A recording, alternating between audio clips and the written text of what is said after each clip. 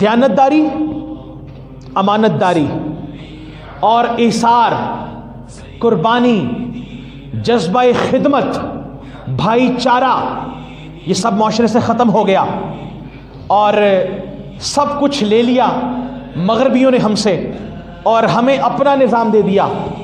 اگر میں موجودہ دور کی سپر پاور کی بات کروں، امریکہ کی، وہاں پر فحاشی اور عریانی اپنے عروج پر ہے، وہاں پر خدا کے ساتھ تعلق تو نہیں ہے، وہاں پر وہ لوگ رسول کی شریعت کو تو فالو نہیں کرتے۔ لیکن فلاسفر نے کہا تھا کہ اگر کوئی قوم ناحق ہونے کے باوجود ترقی کی راہ پر گامزن ہو تو سمجھ لینا کہ ان کے ہاتھوں میں کوئی صحیفہ لگ گیا ہے، ان کے ہاتھوں میں ترقی کا راز آ گیا ہے۔ بدقسمتی سے ہمارے ہاتھوں سے قرآن لے لیا اور ہمارے ہاتھوں میں موبائل اور فحش مواد انہوں نے تھما دیا اور ہم مسلمان بھی معصوم بن گئے۔ ضرورت اس امر کی ہے کہ ہم اپنے معاشرے کی بنیاد اسلامی اصولوں پر رکھیں۔ معاشرے کی بنیاد جنگ و جدل سے نہیں رکھی جاتی۔ رسول اللہ علیہ السلام کی 63 سالہ زندگی، اعلان نبوت سے پہلے 40 سال کی عمر ہے، لیکن نبی علیہ السلام کی زندگی دیکھیں کہ آقا علیہ السلام نے اور اپنا ایک اسلامک کلچر مکہ والوں کو دکھایا۔ نبی علیہ السلام نے دلیل دے کر بات کی، دعویٰ نہ کیا کہ I am the prophet of اللہ۔ حضور نے فرمایا کہ اگر معاشرے میں جھوٹ ہے تو سچے بن کے رہو، معاشرے میں لٹیرے ہیں تو امانت دار بن کے رہو۔ اگر معاشرہ کسی یتیم کے سر سے ہاتھ کھینچ لیتا ہے تو تم یتیم کو اپنے کلیجے کے ساتھ لگاؤ۔ اگر معاشرہ بیواؤں کی ردائیں چھینتا ہے تو تم عظمت کی ردا اس بیوہ کے سر پر رکھو۔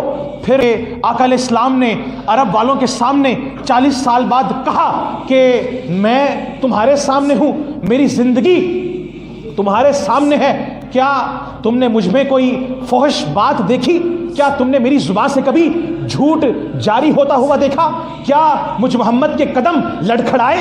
کیا میری عزت میں کوئی کمی واقع ہوئی؟ جب عرب والوں نے یہ سنا تو وہ حیران ہو گئے اور فرط استرابیت میں انہوں نے دانتوں کے نیچے انگلی دے کر کہا کہ یہ کیسے ہو گیا کہ ان مفسدوں کے اندر شریف النفس آ گیا اور امانتیں لینے والوں کے اندر امانت دار آ گیا اور ان لٹیروں کے اندر امین کہاں سے آ گیا؟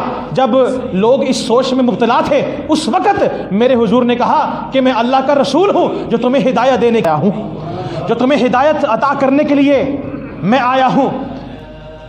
مکہ کی سرزمین پر رسول پر تلواریں اور پتھر تو اٹھے لیکن حضور کے کردار پہ کسی نے انگلی نہ اٹھائی تھی۔ ہمارا کردار کیا ہے؟ ذخیرہ اندوزی ہمارے اندر، منافقت ہمارے اندر، غیبت ہمارے اندر۔ مائیکل ہارٹ کی وہ کتاب بڑی مشہور و معروف کتاب ہے انگریزی زبان کی، اس نے 100 فیمس پرسنالٹیز کو ڈسکس کیا۔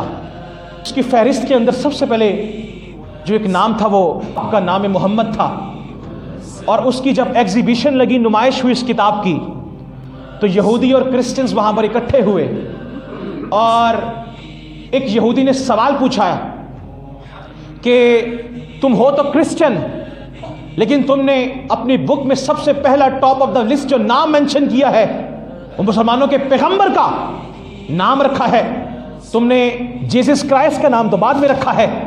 اس شخص کے الفاظ میں آپ کے سامنے پیش کرنا چاہوں گا۔ اس نے کہا کہ میں نے اسلامی معاشرے پر علم حاصل کیا، میں نے قرآن کو پڑھا، میں نے احادیث میری نظروں سے گزری ہیں اور میں نے دین اسلام کی حقانیت کو پڑھا، تو مجھ پر یہ بات ظاہر ہو گئی کہ 1400 سال گزرنے کے باوجود بھی اگر کوئی اس دھرتی کے اوپر کوئی سچا دین ہے تو وہ محمد کا دین ہے جو امت محمدیہ کو اللہ نے عطا فرما دیا۔ وہ اللہ نے ایک ایسا مریکل، ایک ایسا معجزہ اس امت کو عطا کر دیا ہے جس معجزے کو قرآن کہا جاتا ہے۔